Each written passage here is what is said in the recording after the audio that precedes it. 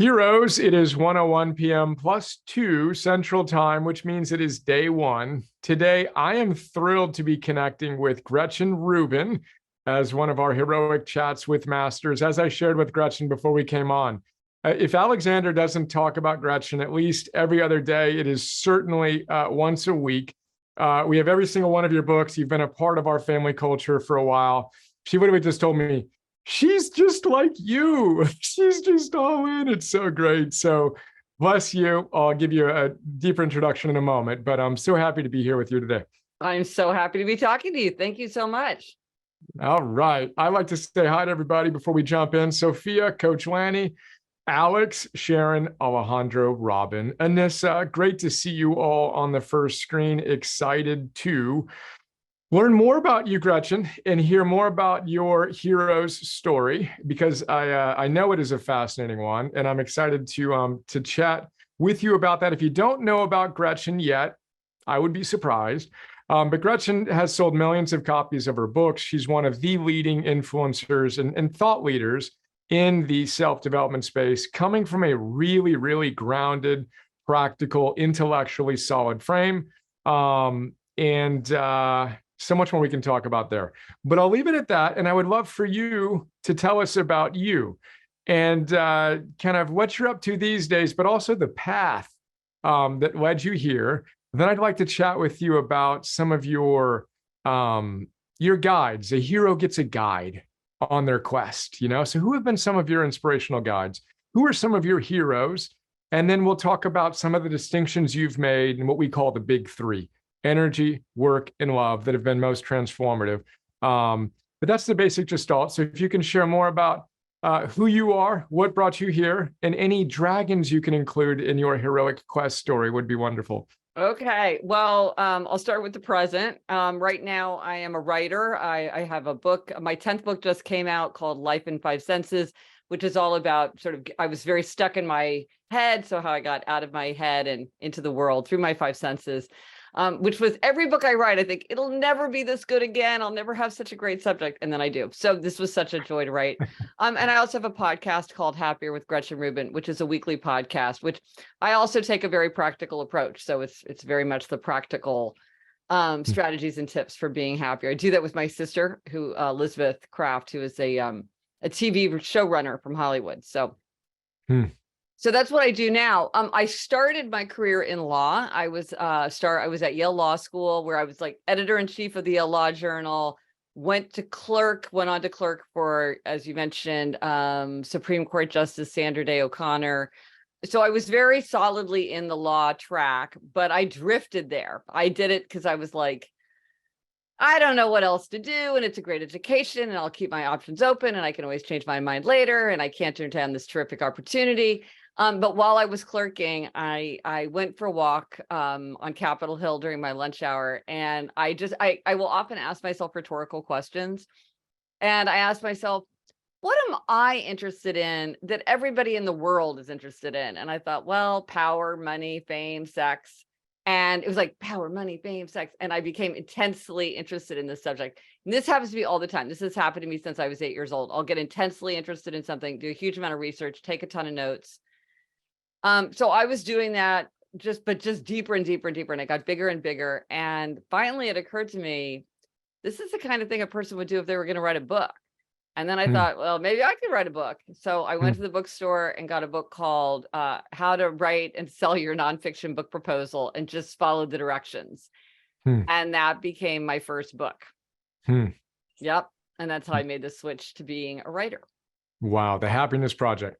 No, that was Power, Money, Fame, Sex. Of course. It's funny because many people assume that The Happiness Project was my first book, because that book was like a #1 New York Times bestseller. But like many people, I worked for 10 years to become an overnight sensation. Yes. That was actually my fourth book. I wrote Power, Money, Fame, Sex, and then I wrote a biography of Winston Churchill and a biography of JFK. And then I wrote The Happiness Project, which also started with a rhetorical question, which was, what do I want from life anyway? And I thought, well, I want to be happier, but I don't even know what that is. And so that's how I started that book. So that was my fourth book. Wow. Okay. Well, there's already about 20 threads I want to pull. Winston Churchill, let's just go right there. He is Ooh, above me. So I've got, raised Catholics. I've got Jesus as my kind of foundational, remember where you came from. Then I got Gandhi. Then I have Churchill, Mr. Rogers, and then Eleanor Roosevelt, after whom we named our daughter. That you I have an can't see. Eleanor too. Do you? I did Yes, not I know do. that. I Oh do. my goodness. That is so good. Eleanor Roosevelt, I imagine, is the inspiration. No, I just like the name, but It's a beautiful there name, are a lot isn't of it? good Eleanors. Yes, Okay, yeah. cool. That's fantastic. Well, Eleanor Roosevelt, we named our daughter Emerson, our son, after Ralph Waldo Emerson. So two American heroes. Name also etymologically, you may know, means bright, shining one, which we thought was just so cool, Eleanor, which she has become. So Winston Churchill, let's just go straight there. Then I want to come back to your story and learn about that moment in which you decided, and I want to hear about the challenges inherent to that decision making. But Winston Churchill biography, how did I miss this memo? Go there. Why Yeah, write well, that? what a joy it was to write that book. So, really when you look at all my books, to some people they look very like all over the place, but to me they're very coherent because what I'm Hmm. really interested in is human nature. And so all of my books in one way or another explore human nature. And someone like Winston Churchill or JFK is really exciting to study because they're so gigantic. They cast such a large shadow. We have so much access to information about them. You can really study them. And of course, Churchill, he had every role. He was involved in everything. He took every position. He himself was just the most brilliant writer, just from a Hmm. writerly standpoint. I admire him so much. So, but it's funny because, a lot of my books start with sort of an epiphany moment. And with Winston Churchill, as I'm sure if you're a fan of Winston Churchill, I was extremely fast. I was doing all this research about Winston Churchill, and I said to my husband, you could write a biography of Winston Churchill that would be utterly laudatory. It would be completely factually accurate. And you could write a biography of Winston Churchill that would be extremely critical. And that would also be very accurate. And he said, you could write a biography like that. And I was Hmm. like, yes, I could. And I'm going to. And I did. And so 40 Ways to Look at Winston Churchill is looking at how complex he is and how you can look at him from all these different ways.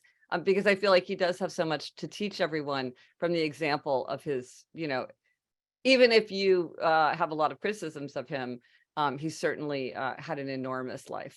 Oh my goodness. I'm going to come back to the epiphanal moments because I've had a number of them as well that have been completely life changing. But I just want to hear about you and what the process was through which you decided to go all in, because it's a big difference between having an epiphanal moment. I got goosebumps when you shared that moment. I could feel it. But before we go there, Winston Churchill, one thing you really admire, and one example of how there are no perfect human beings, as Abraham Maslow says. But what's the quality in Churchill you most admire? And perhaps the quality you think may have afforded a little bit more attention that we want to be mindful of as we aspire to do important work. Well, in a way, they're both this. One answer would be that it's the same quality, which was his love of war. Hmm. His love of war, his embrace of war, of course, was extraordinarily important in 1940. But then he had a warlike temperament. The thing I admire about him so much is his absolute certainty about sort of like his vision for what he would call, he's such a creature of his time too. It's there are many things. It's very complicated to get into it. I feel Yeah, like yeah, no, we'll that's do good. that for 2 hours. Yeah, no, Yes, but I much to actually really, criticize and much to admire. I actually really like that because it shows that any virtue can be expressed virtuously, at its mean, or it can be expressed viciously, either in its deficiency or its excess. So I actually love the frame of this is what made Churchill Churchill, and it's what made Churchill Churchill. So Yeah. it's great. I mean, the embodiment of virtue is what heroic is all about ultimately. So we frame the whole discussion of our app around Aristotle's idea of the summum bonum is to live with eudaimonia. And you do that by living with arete, which is the other tattoo I have, being your best self. But this, ability to find that golden mean of an expression of a virtue where too much of a good thing is no longer a good thing, nor is its deficiency, I actually think is Goosebumps again, spot on. Let's go back to your quest. So I've already heard two epiphanal moments, and I'm sure each book was preceded by its own, more or less amplified or intense epiphanal moment. But let's actually go to the Churchill, because it's, I think, a little bit easier. So you've already written a book, but Churchill, you had the insight, but what within your consciousness led you to have the confidence of, I'm going to go do this, and then you go do it? There's something special there that you mentioned as an 8-year-old, and it feels like a through line that you've embodied throughout your life that I want to hear more about.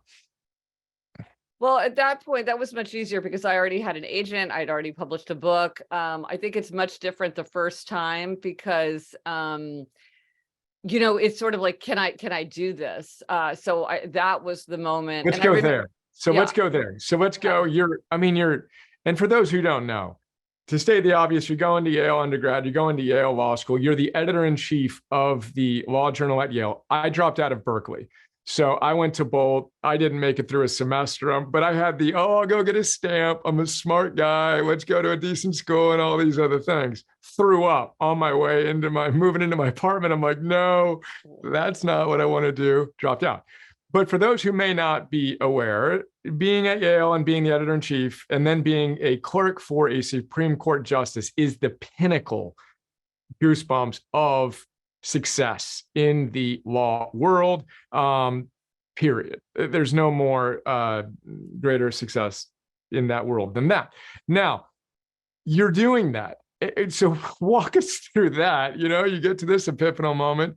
How in the heck does the hero decide that wasn't her calling? And then tell us about what that felt like, what courage needed to be embodied, and all that stuff. Well, it was interesting. There were several moments that sort of contributed to me deciding to make the switch. One was, first of all, was my realization of the people around me.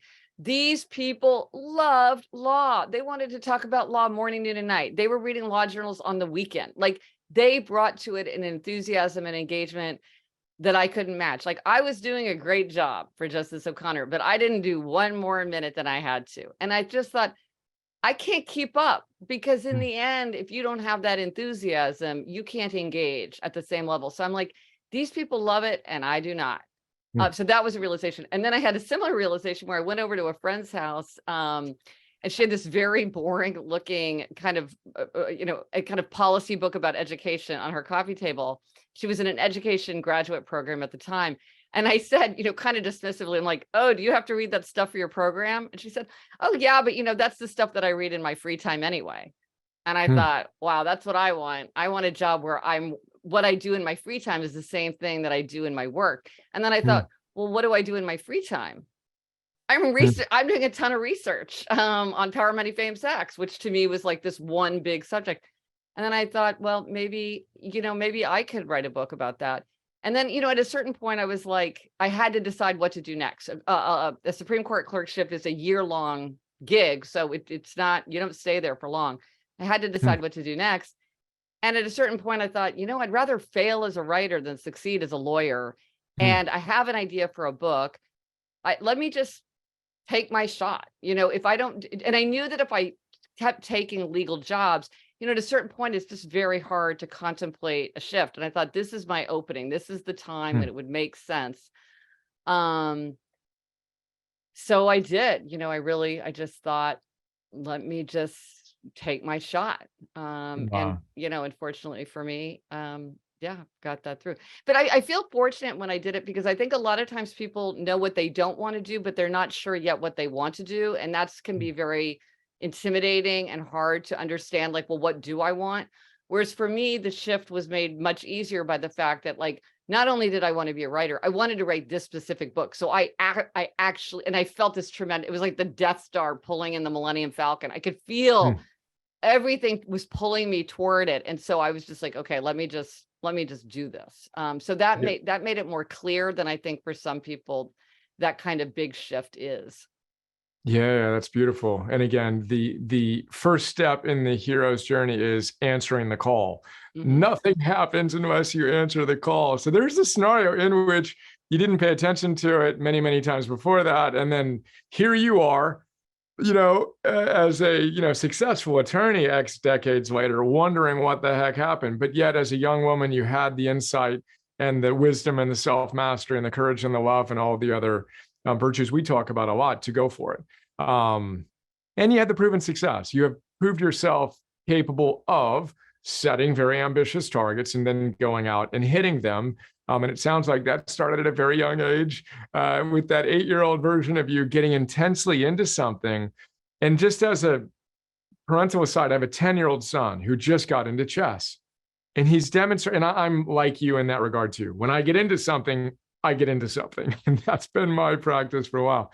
But to watch him do that and to just fully immerse himself in this particular context now is super inspiring. So beautiful. I love the word you used, enthusiasm, which makes me think of Joseph Campbell, who's back there, kind of partially there, and his follow your bliss. So the same idea, this joy that we feel, follow that. We talk a lot about that in the context of a documentary I happen to be in called Find Joe, which we'll leave for another time. So awesome. Heroes and guides. Who has inspired you in your life from a heroic, wow, I really admire that individual, and then perhaps a more practical guide that's really shaped your essence of who you are? Well, I love this question because I'm always thinking like, who are my spiritual teachers? Like, who are my models? So one is Winston Churchill, who we talked about, who in his kind of his life, but then also his writing, because I learned so much just about writing from Winston Churchill. So he's sort of like a double teacher. You're Catholic, you mentioned Saint Therese of Lisieux. I am not Catholic, but I read her memoir, Story of a Soul. And I mean, I probably read it, I don't know, 15 times. I'm going to read it again this summer. I'm like a mini expert on the life of Saint Therese. So much about Saint Therese. I think about her every day. Another one is Julia Child, because of her enthusiasm. I love that word. And I think Julia Child changed the world with her enthusiasm for French cooking. I love it. George Orwell is kind of my writer model. Not that I would compare myself to George Orwell, but his clarity of thought and his willingness to say the unexpected. I feel like George Orwell often doesn't say what he doesn't go where I think he will go, which shows that he can think thoughts that are surprising. And I feel like one of the things that I always want to do is to be open to learning something or seeing something that's not what I expect to see. I think that's in the kind of writing that I do and the kind of thinking that I do, that's a big trap, which is just, seeing what you expect to see. Benjamin Franklin, love Benjamin Franklin. Anybody working on self-improvement, I mean, Benjamin Franklin, oh my gosh, his autobiography, he's very practical. You know what I mean? He did everything. That's a guy who got a lot done. So I love that. Samuel Johnson, he's not for everyone. But Dr. Johnson, I love his work. Again, his clarity of thinking. He can say in a sentence what other people will write a whole book about. So those are some of my teachers. Again, so much we can discuss there. Saint Therese, what are you thinking about her every day? What qualities does she embody that you admire? Saint Therese, well, Therese is known as the little flower because she compared herself to a little flower, meaning not a rose or a lily, but like a little violet. And so the question is, so she was very focused on everyday virtues. She wanted to be heroic, but she said that's not her way. Her way is the little way. So it's kind of like, how would you do life well, just part of your ordinary day? I think that's the lesson for me, is like starting tomorrow without taking a lot of time, energy, or money, just in the little things of life. What would it mean to elevate it? She's also very funny. She's a doctor of the church, so she's like a super saint. So you don't think a super saint is going to be funny. She's very funny. She died at the age of 23 in a cloistered convent. So her life was in France. Her life is nothing like mine. But when I read her, I just identify. She has this whole description of how the sweat was pouring down her face because she was trying so hard not to be annoyed at a fellow nun who was making clicking sounds during prayer. And I mean, we've all been there, when you're like, oh my gosh, if you don't stop clicking your pen, I'm going to lose it. And anyway, so Again, Story of a Soul, it's not for everyone, but I highly recommend it to people who like a spiritual memoir. It's not like anything I've ever read in my life. Oh my goodness. All right, cool. I want to celebrate you and the embodiment of those virtues that you just highlighted. So Julia Child's enthusiasm, the clarity and the originality in your thinking that George Orwell embodies, Benjamin Franklin's rigorous practical application of virtue, the everyday kind of sainthood or heroism through virtue of Therese. It's a beautiful thing to see you so embody those ideals from my perspective right now in your own idiosyncratic, enthusiastic, funny, like understated. Even when you said violet, I'm like, yeah, that's your flower. I could feel that. Like you got that charismatic, charming. You don't see it every day. It's a very cool visual for me. And I share that and highlight it, A, to share it and highlight it, and B, to encourage our community. This is why I have these heroes behind me. So I have Epictetus and Aurelius because those are the two heroes who most inspire me, in the sense of me integrating the philosopher who's intense and unapologetic and direct and practical in Epictetus with the reluctant emperor who wanted to be a philosopher. I feel very much like that, and being called to be a CEO and a leader of our public benefit corporation. So when I look at my wall, I see these qualities and aspire to embody them.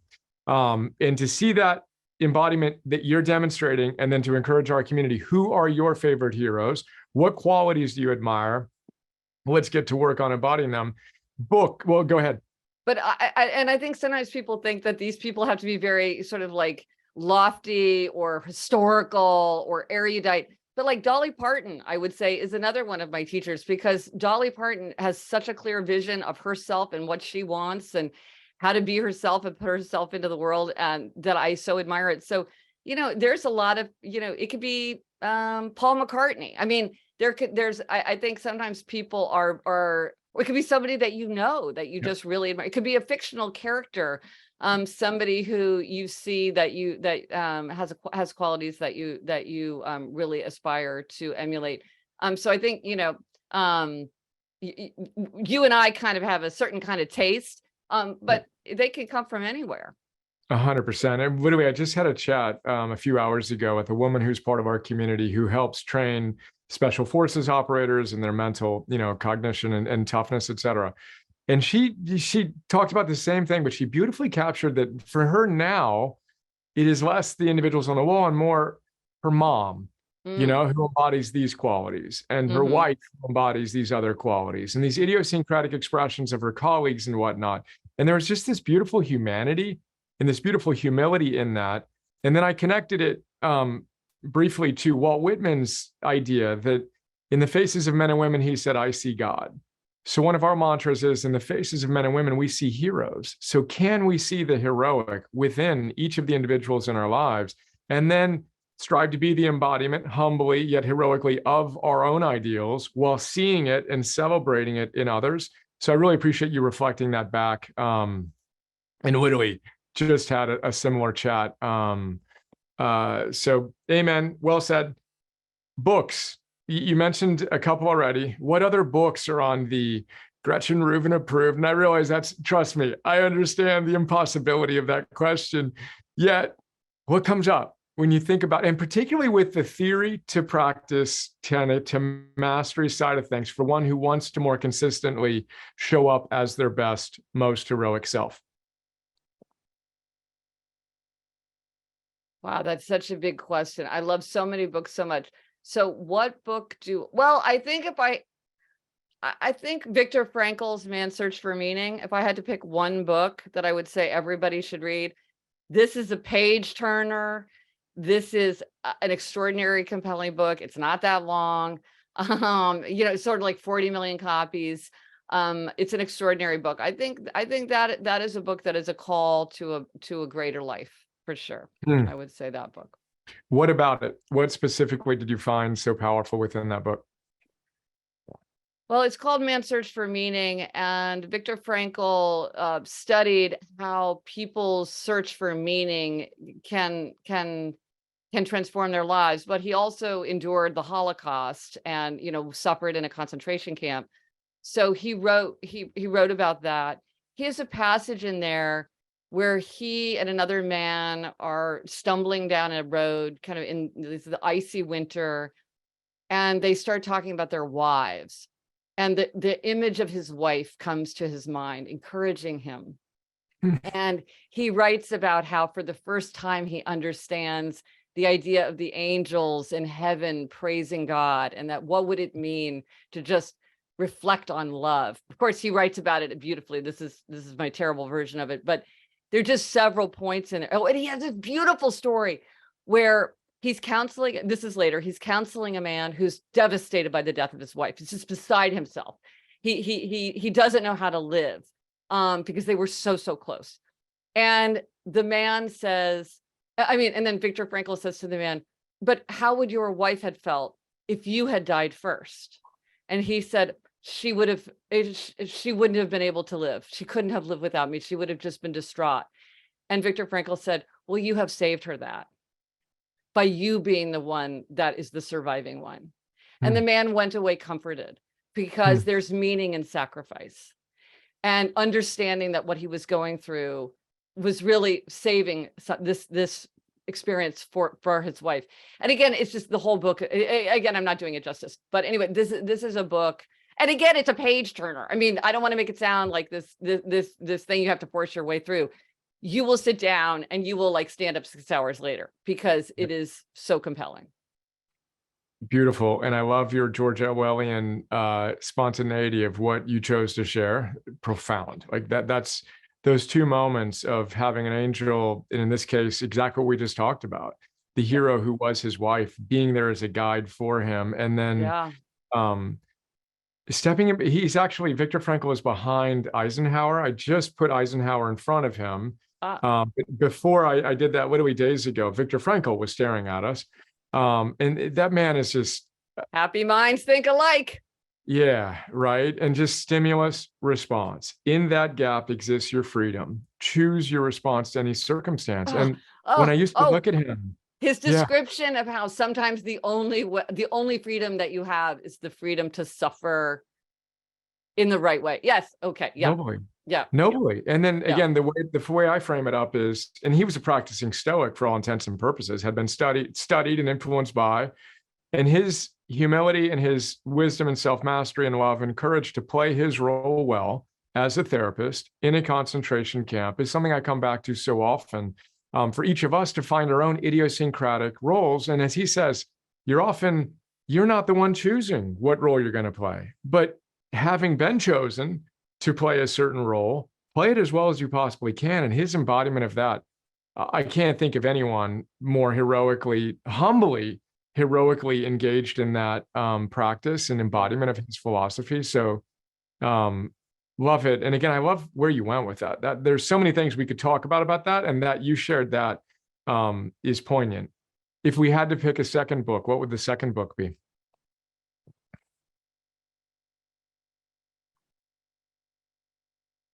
That I think would help people live their own lives better. That I think I like a lot of really strange books. I'm trying to think of one that's as universal as Man's Search for Meaning.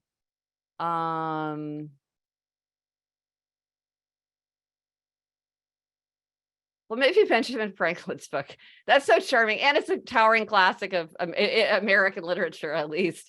And he is also has like a good sense of humor, which I really like. You don't always see that. So yeah, maybe I'd say the autobiography of Benjamin Franklin. Let's go there. I love it as well. Why?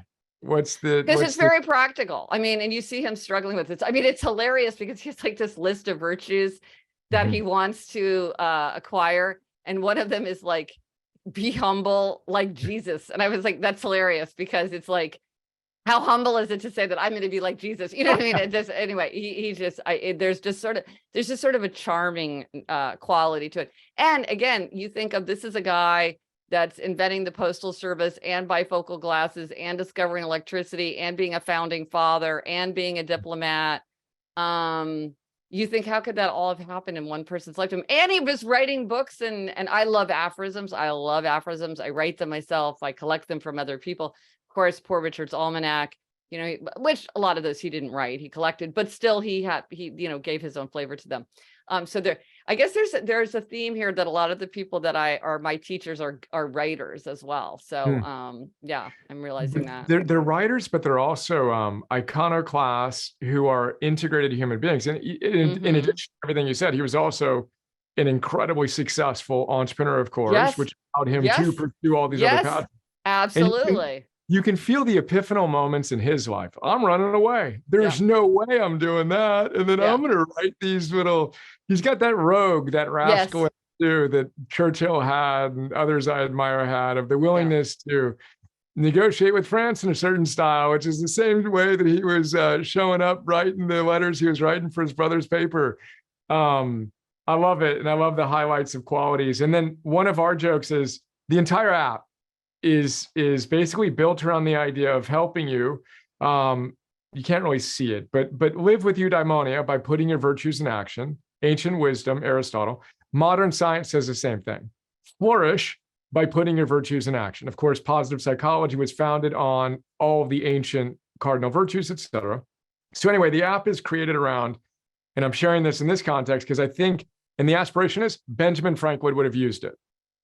So what we've done is we've architected it such that we encourage you to get clarity on your identity.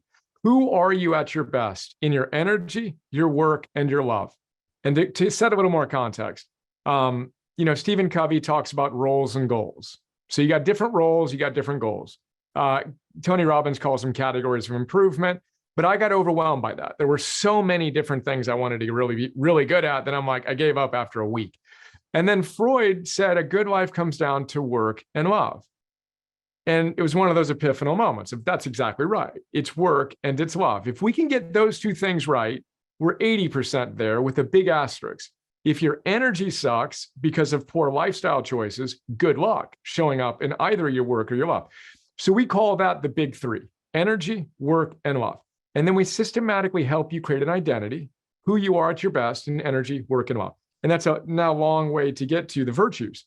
So who does and how does that version of you show up? And in our app, which we designed with the same company that built Slack and Tinder and Uber Eats and Neuralink, to try to make self-development like Tesla sexy and fun, to actually engage in your virtues. So anyway, every morning we have our community members recommit to embodying the virtues that they feel are in integrity with that identity in energy, work, and love.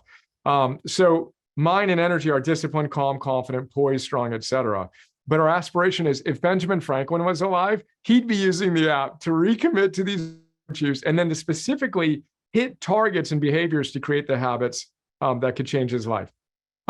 Let's come back to you and let's actually talk about habits, because this is one of the many things that you have shared some very, very powerful, practical wisdom on from your experience personally in what you've taught to now a lot of people. What do you think is the most important thing to have in mind if we want to recraft our identity by consistently showing up and creating the habits that will best serve us? Well, I wrote a book called Better Than Before that's all about the 21 strategies that you can use to make or break habits, because that's a huge question. A lot of times people know perfectly well what would make them happier, what would help them in work, life, or love. Energy, work, or love. But they're just not following, they're not doing it. And so when I was writing Better Than Before, I'm like, well, why aren't they? Like, what are the strategies people could use? But what I found is that there's what I call the Four Tendencies, which are it's a personality framework that divides people into 4 categories: upholders, questioners, obligers, and rebels, that really influence what strategies are most likely to work for you. And anybody who wants to take this quiz, it's at gretchenrubin.com/quiz, and you can take it and you'll get a little report that tells you what it means. And like 3.5 million people have taken the quiz. But what's significant is that sometimes the strategy will work very well for some people, but it doesn't work at all for someone else. So let's say that one of the things you want to do for your energy is you want to exercise consistently. Well, if you're what I would call an obliger, you need some kind of outer accountability. Like you need to work out with a trainer, or you need to work out with a friend who's annoyed if you don't show up, or you think of your duty to be a role model for someone else, or you raise money for a charity or whatever. You need outer accountability, even for that inner expectation. But then there are people who are rebels in my framework. Rebels don't like people looking over their shoulder. They don't like being told what to do. They don't like putting things onto their calendar. They like to choose what they want to do when they want to do it in however they want to do it. And so if somebody said to me, well, what's the best way for me to get myself to exercise consistently? I would say, well, you have to begin with self-knowledge, because with self-knowledge, you can say, hey, I know I need outer accountability if I'm going to stick to it. Or you say, hey, I know if I put something on my calendar, I'll never feel like doing it. So I'm not going to try that strategy, even if everybody in my life keeps telling me to sign up for a class. I know myself, I'm not going to do it. And then there's questioners and upholders. And they also, everybody has kind of different ways that tend to work the best for them, because there's many ways that we can achieve our aim, many roads to the top of the mountain, but we all might take a different road to get there. Absolutely brilliant. If someone can share the link in here to the quiz, that'd be fantastic. We're seeing people name themselves rebel. Alexandra, my wife, is very much a rebel. I believe that you and I are both upholders. Yeah, well, that you definitely give out the upholder vibe, so I'm not surprised. But it's pretty unusual for upholders and rebels. Can I ask, or do you go way back? And you could also ask, do you argue a lot about these things? The answer would be yes and yes, Gretchen. Let's go. This is one of the sparks, is that I'm so disciplined and you know, I get some flex in there, but my tendency is to flood into overstructure, into rigidity, et cetera. But when I say I'm going to do something, I do it. You know, and I get the consistency. Reduce. This is why she's like, you guys are twins. Reduce the variability of your behavior. Yeah, baby. Basal ganglia is programmed. I'm not thinking about this ever again. What's up? Yet she's the spontaneous, playful, creative, spontaneous. You know, what do I feel like doing today? I don't feel like doing it. So yeah, we yes, it is it's a beautiful blend ultimately, because I get so much from her of the spontaneity and the powerful opportunities, yet it's also often a place of conflict, of not just with the exercise and all that, but just really like, we can't schedule that. Like you said, you're going to do this.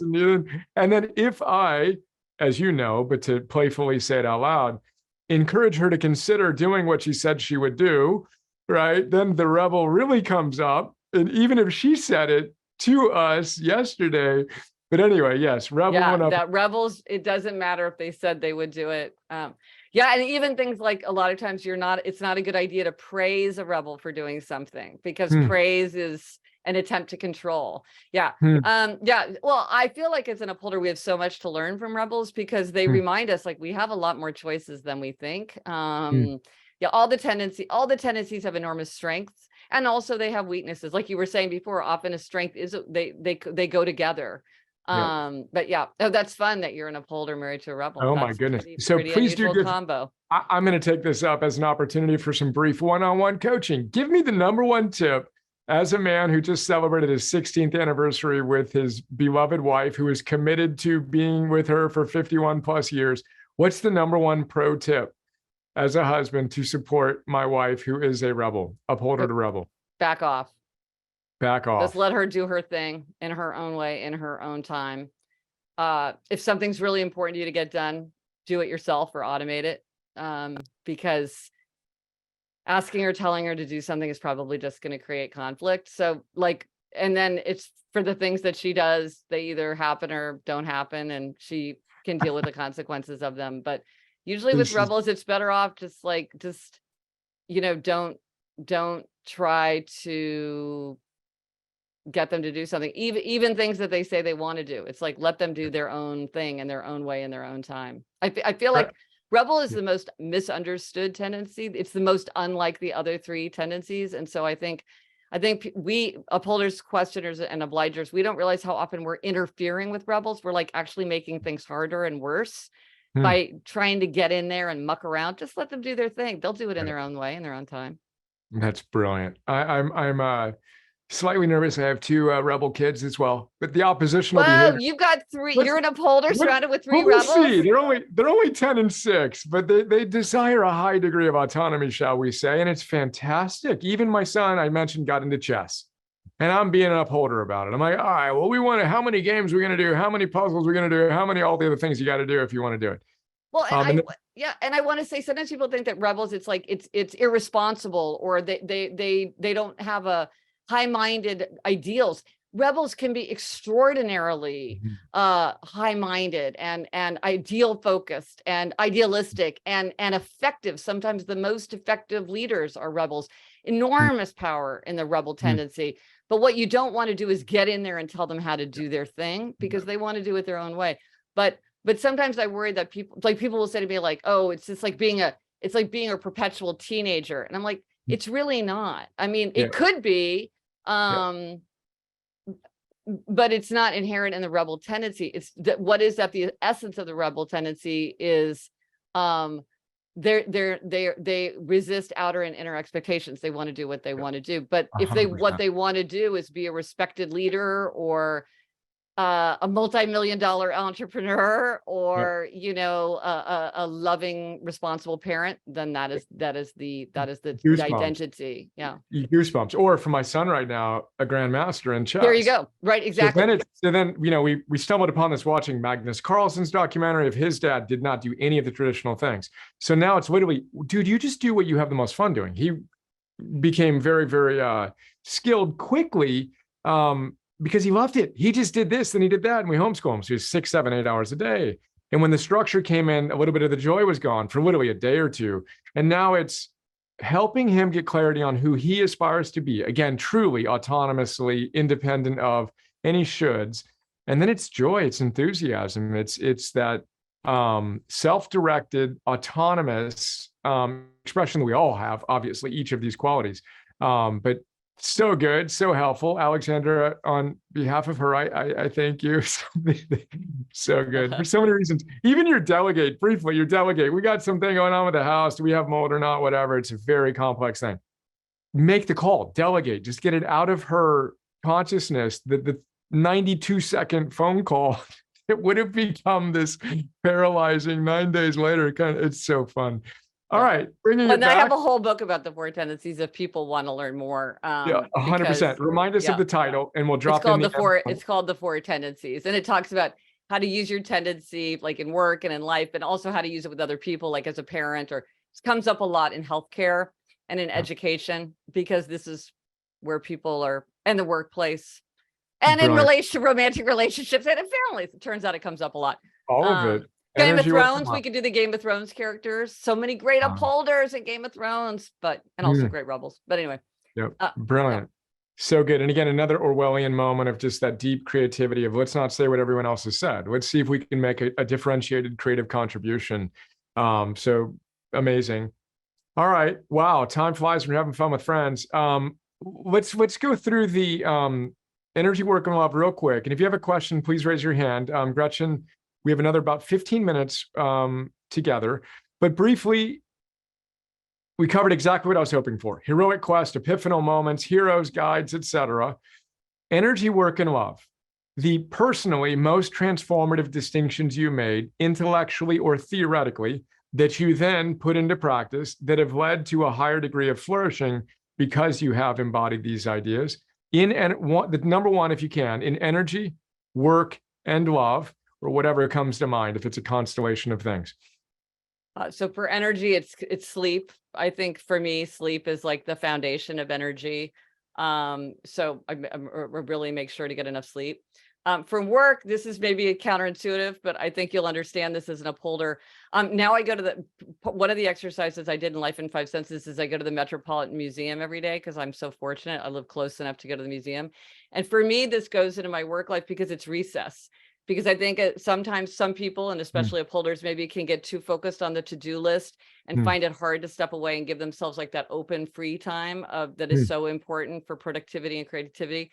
So I had to put that on my calendar as an upholder. It's like, I can't just play every day. I'm like, I have to have something that I go do, that it's like something to be on my list. So I go to the Met, and that is what I think has really helped me open up my mind in a very consistent way, but that's also very freeing.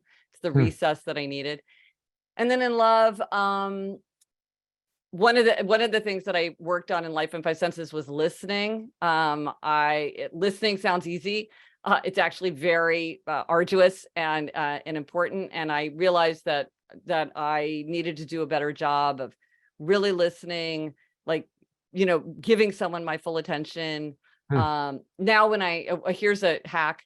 when you're having a difficult conversation with someone, like if it's appropriate, try to touch them. Like when I'm with my husband, like I make sure our knees are touching, or I put my hand on his back. It's a lot harder to be angry with somebody, or to have like an annoying conversation when you're touching. And also, like, I had to learn how to listen better. I realized that even unconsciously, when people started talking about things that were very charged, very emotionally charged, I would start just moving it away onto safer ground. Often for me, this took the form of recommending a book for them to read. Like, oh, I'm getting a divorce. And I would say, oh, I have an amazing book about divorce for you to read. This is why you should read it. Instead of saying, staying in the moment, letting awkward pauses fall, paraphrasing, really staying with people in a difficult conversation. So that's what I've been working on in love, is really listening. Beautiful. Again, for so many reasons. We are twins, first of all. The number one habit I commit to as in my energy protocol is to be in bed for 9 to 10 hours. So this is what I've learned. And I've had this app for about 423 days. I've hit it 419 times. It's not a target I miss. So we're aligned on that. I love your distinction on, we call it oscillating, just that intensely on, then intensely off, and the play and the art and being at the Met.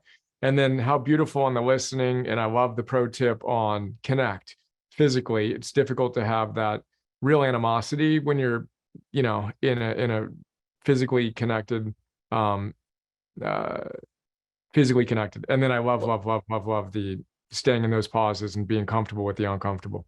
Well, if people know the work of Lori Gottlieb, she was telling me that she had a couple that she was seeing. And so she told them they had to lie down on the floor, like next to each other from like shoulder to ankle, touching. So totally lined up. And then that's how they had to yell at each other.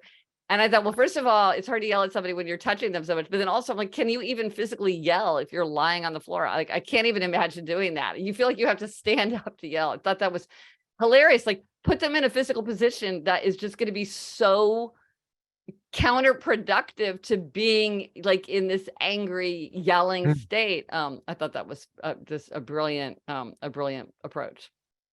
If we can remember to step in between the stimulus and the response, there you go. Posture in the moments in which it matters most. Yeah.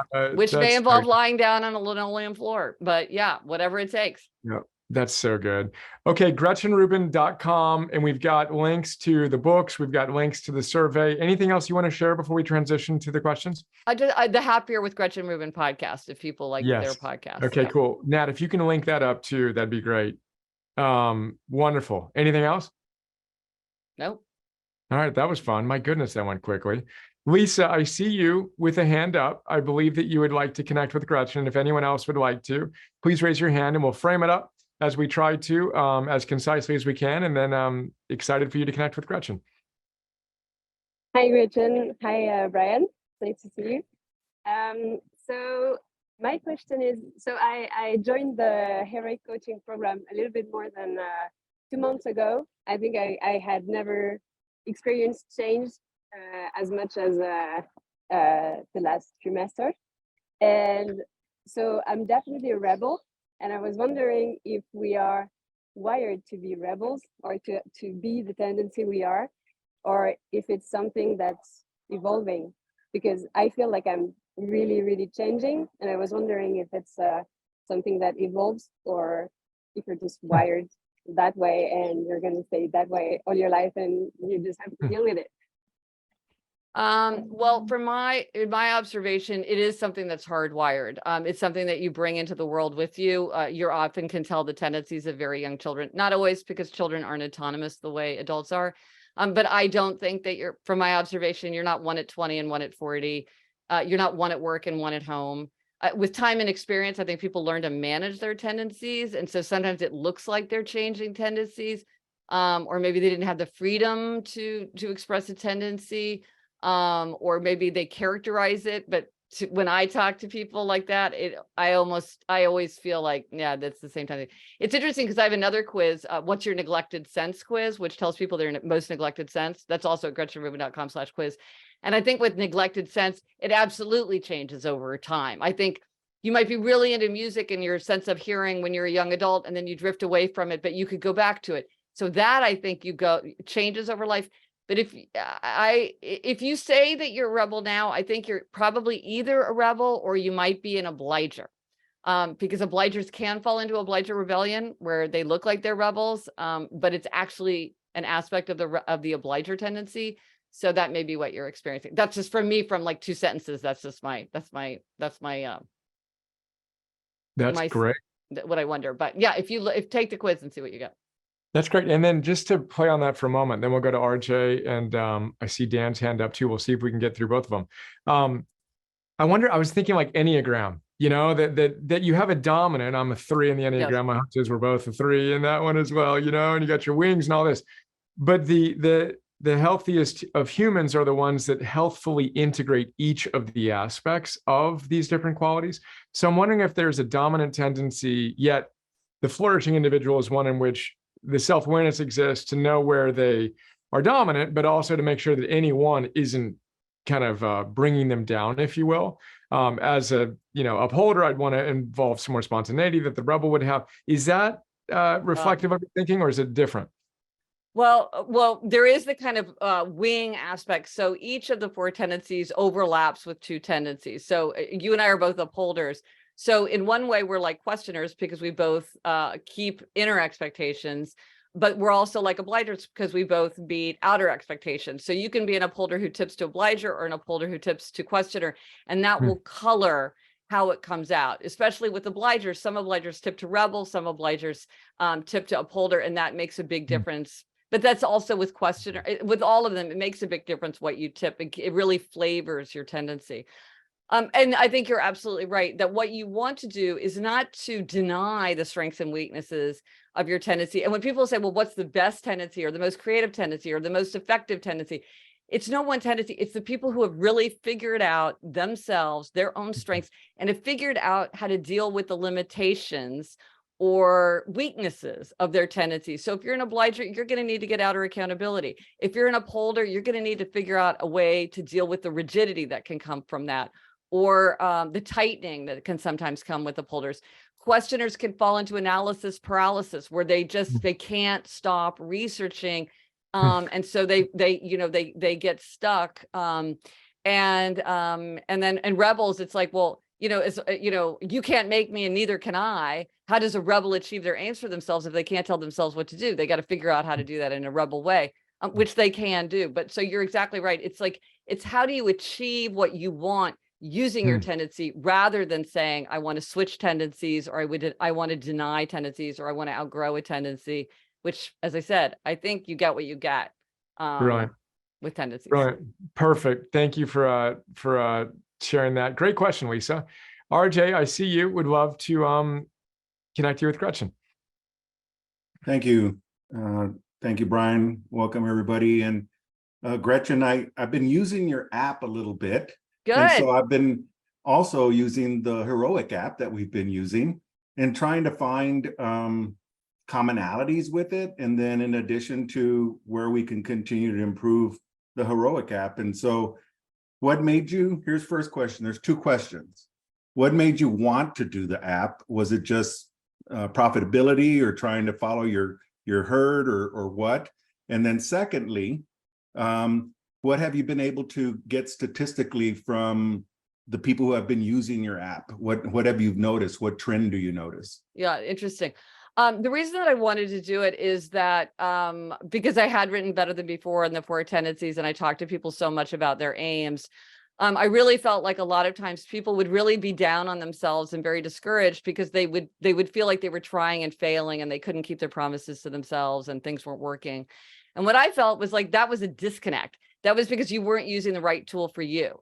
And so I wanted to create an app that would help guide you to the kind of tool that I thought would work for you. So like, I would not say to a rebel, hey, you should use scheduling because that's not going to work for them. So I wanted to create an app that would help to do that matching. And that seems to work really well. That said, to your second point, one of the things that was kind of interesting to me is that the most popular tool, because there are all these different tools on the app, is Don't Break the Chain.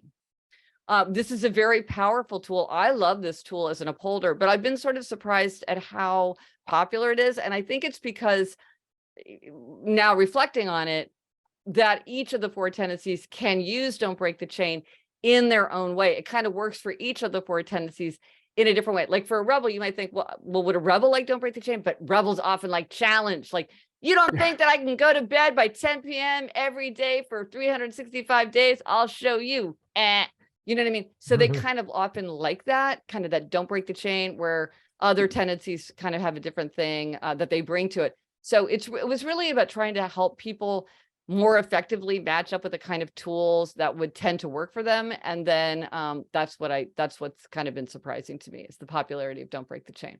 And I'll just say one more thing before they mute me, are you willing to maybe do a podcast or like an article on that, what you've been able to see? Because I think that would be helpful to the people who are using your app, that they can actually see that there's certain trends. I think that's the insights that you provide on it would be very helpful, I think, to the people that use it. That is a great idea. I am writing myself a note right now, because I remember nothing if I don't write it down. So I'm going to write myself a note, because I think it's always interesting, even if you don't care, it's always interesting to see what works for other people or what other people like. It's like, I don't know, it's just always interesting to see. And it kind of helps you decide, like, well, am I like other people, or I'm different from other people? So that's a great suggestion. Thank you very much. Thank you, Gretchen. Brilliant. Yeah, great to see you, RJ. And RJ does important work with the recovery community, and we call it consistency. So the universality of the streaks and the consistency, that to me is what really struck me. Is I don't care where you're coming from. It seems that each of these styles really celebrates the streak, the fun gaming of the consistency. And Alexandra just did her own challenge after doing another. She's exactly what you just described. It is fantastic. But you know, one of the things that's interesting, and RJ, I don't know if you have any thoughts, but I talked to Dax Shepard for his podcast. And one of the things I asked him was, because when he had his, he had like 17 years, and then he fell off the wagon. And one of the things that was really hard for him was to sort of lose the chain. And he talked about how sometimes like the pain of breaking the chain makes you like not want to admit it. And so in a way, it's like very powerful, but it can almost become a block. And I had never thought about that the chain itself becomes so important that you have to think about, okay, I don't want to break the chain, but if I do break the chain, that's okay. Like, you have to have both those things in your mind at the same time. So I just thought that was really interesting to hear him struggle with that tension, which he said was something that is not uncommon, which I had not realized for Don't Break the Chain. Yeah. And then, I mean, there's so much we can talk about there. I want to respect your time. It's 2:00 Central, 3:00 your time. Dan, bless you. We'll come back. If I can support, let's connect in our next available slot. Gretchen, thank you so much. I love this. We could talk all day. I feel like we are interested in all the same things. We're going to need to have a part 2 if you're up for it. And bless you. Really, really appreciate not just the time today, but you following your enthusiasm, doing the hard work to show up and give us all you've got. So I admire you. I'm inspired by you, and I'm grateful for you. Thank you. Well, thank you. I so enjoyed it. All right. See you soon. Have a great rest of your day. Well, there you go. Time does fly when you're having fun, doesn't it? How fun. What a good human being. So much we can unpack there, but we will leave it at that. Great to see you. If you would like to connect with one another, then please do stay. No matter your style, if you would like to join me for a quick breath and reconnection to our best idiosyncratically expressed heroic selves, let's do it.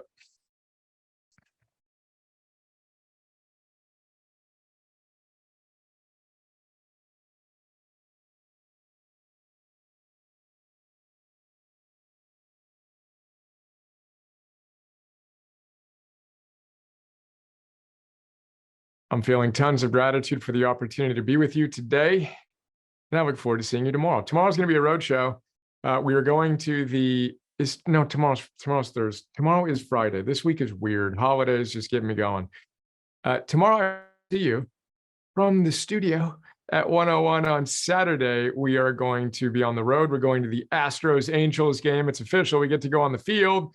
before the game. The little boy in me is just fired up and excited for my kids to experience that as well. Of course, Brandon Geyer's the host, who's working with the Angels. So that's going to be fun. And then Sunday, we've got the screening with Phil. So Stutz 101 p.m. Central on Sunday. Nat, if you would please support us in connecting, that'd be wonderful.